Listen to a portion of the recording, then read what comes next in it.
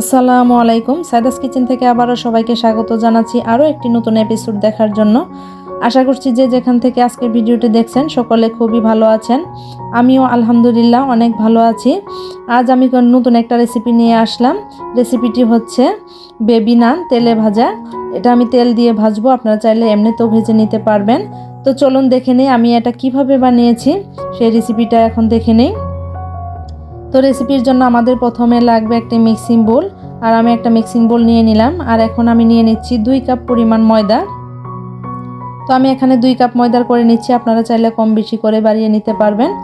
তো এখন আমি দিয়ে দিব হাফ চা চামচ লবণ, তারপর আমি আবারও দিয়ে দিচ্ছি 2 চা চামচ ইস্ট, তারপর দিয়ে দিচ্ছি 1 চা চামচ পরিমাণ বেকিং পাউডার, আর দিয়ে দিব 1 টেবিল চামচ পরিমাণ চিনি, আর দিয়ে দিচ্ছি 1 টেবিল চামচ পরিমাণ গুঁড়া দুধ।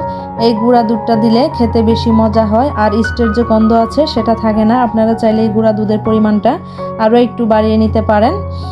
এখন আমি সবগুলো উপকরণ হাত দিয়ে ভালোভাবে একটু মিশিয়ে নিচ্ছি। তারপর আমি হালকা কুসুম গরম পানি, আপনি আঙ্গুল ডুবিয়ে অনেকক্ষণ রাখতে পারবেন এরকম একটা পর্যায়ে পানি, 1 কাপ পরিমাণ পানি নিয়েছি। আমি অল্প অল্প করে পানি দিব আর ডোটা রেডি করে নিব। এখানে 2 কাপ ময়দার জন্য 1 কাপ পানি একদম পারফেক্টভাবে হয়েছে। তারপর আমি দিয়ে দিচ্ছি 1 টেবিল চামচ পরিমাণ সয়াবিন তেল। আমি এখানে সয়াবিন তেল ব্যবহার করেছি, আপনারা চাইলে এখানে বাটার বা ঘি ব্যবহার করতে পারবেন, তাহলে খেতে আরও বেশি টেস্টি হবে। এই তো সুন্দরভাবে আমি মেখে নিয়েছি। এখন আমি উপরে একটু করে অল্প তেল দিয়ে ভালোভাবে লাগিয়ে তারপরে ঢাকনা দিয়ে ঢেকে রাখবো প্রায় 30 থেকে 40 মিনিট। আমি রান্না করতেছিলাম, সেই রান্নার ফাঁকে আমি 2 চুলার মাঝখানে রেখেছিলাম। 30 মিনিটেই এটা ফুলে উঠেছে। এই তো দেখুন পারফেক্টভাবে হয়েছে। এখন যে ডোর ভিতরে বাতাসটা জমে আছে সেটা আমি হাত দিয়ে ভালোভাবে প্রেস করে বের করে দিব। আর আমি এখন লেচি কেটে নিব। আমি যতটুকু করে রুটিগুলো বানাতে চাই সেই অনুযায়ী কেটে নেব। আপনারা চাইলে বড় করেও বানাতে পারবেন। আমি যেহেতু বেবি নান বানাবো সেই অনুযায়ী আমি ছোট ছোট করে লেচি করে নিচ্ছি, আর এইভাবে করে গোল করে নিচ্ছি। দেখেই হয়তো বুঝতে পারছেন আমি কিভাবে করে নিলাম। তো এইভাবে করে আমি একটা একটা করে বানিয়ে নেব। তো আপনারা আপনাদের পছন্দ মতো অনুযায়ী করে বানিয়ে নেবেন, ছোট বড় আপনাদের পছন্দ অনুযায়ী করে নেবেন। এই তো সবগুলো আমি এভাবে গোল করে নিয়েছি। এখন আমি একটা সাইডে রেখে দিব, দিয়ে আমি অল্প একটু ময়দা ছিটিয়ে এখন আমি একটা লেচি নিয়ে নিলাম অল্প ময়দা ছিটিয়ে। এখন আমি একটা রুটি বেলে নিচ্ছি। রুটিটা আসলে বেশি মোটা করা যাবে না, তাহলে খেতে ব্রেডের মতো লাগবে। আবার একেবারে পাতলাও করা যাবে না। মিডিয়াম সাইজের একটা রুটি বেলে নিলাম। এই তো দেখেই হয়তো বুঝতে পারছেন কিভাবে করে নিয়েছি আমি। তো এইভাবে করে আমি বেশ কয়েকটা আগে বানিয়ে নিব।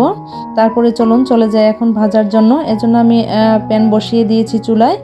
তারপরে আমি প্যানটা গরম হলে এখন দিয়ে দিচ্ছি পরিমাণ মতো তেল।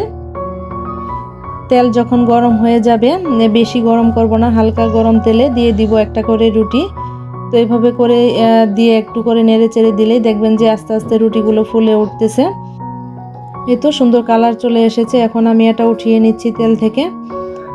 এই তো দেখুন দেখেই কতটা সুন্দর লাগছে। এখন আবারও আমি আরও একটা দিয়ে দিলাম। এই তো দেখুন উল্টে পাল্টে ভেজে নিচ্ছি, কতটা সুন্দর করে ফুলে উঠতেছে। এটাও সুন্দর কালার চলে এসেছে। আমি নামিয়ে নিচ্ছি।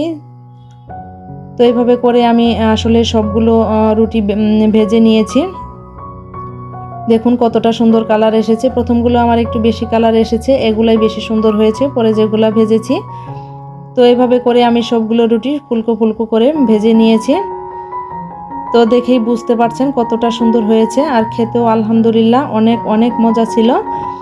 আপনারা চাইলে এটা গরুর মাংস, মুরগির মাংস যে কোনোটার সাথে আপনারা এটা সার্ভ করতে পারেন। তো এখন একটা পিঠা আমি আপনাদের সাথে ছিঁড়ে দেখাচ্ছি ভিতরটা কিরকম হয়েছে। এই তো দেখুন খুব সুন্দর হয়েছে, নরম তুলতুলে একদম। বিকেলবেলা নাস্তার সাথে এটা খেতে খুবই ভালো লাগে। আর এটা বেবি নান ছোট বড় সবাই খুবই পছন্দ করবে। আশা করি আপনাদের ভালো লাগবে, একবার হলেও বাসায় ট্রাই করবেন। তো আজকের রেসিপিটা যদি ভালো লেগে থাকে তাহলে অবশ্যই লাইক কমেন্ট ও শেয়ার করতে ভুলবেন না। আর এরকমই মজার মজার রেসিপি পেতে আমার চ্যানেলটি সাবস্ক্রাইব করে পাশে থাকা যে বেল বাটনটি আছে সেটা ক্লিক করে রাখবেন।